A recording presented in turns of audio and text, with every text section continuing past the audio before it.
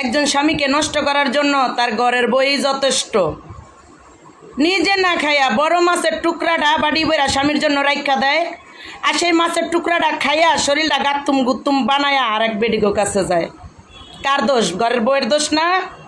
Better লেগে না রাইখা তুমি নিজে খাইয়া ফেলাইতে পারতা না? তোমার তো শরীরে কাজে দিত, শরীরটা চেহারাটা গিলেস মারতো, তাইলে তোর জামাই আরেক দিকে চাইতো না, তোমার দিকে অন্তত হইলে চাইতো। দোষটা তো তোমারই।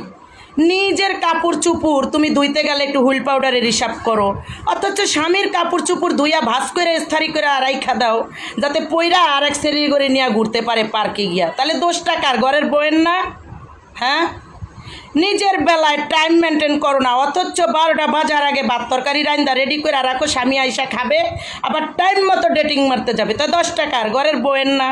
হ্যাঁ, তুমি জামার চিন্তা না কইরা তুমি যদি নিজে রান্না বাড়া কইরা তাড়াতাড়ি করে খাইয়া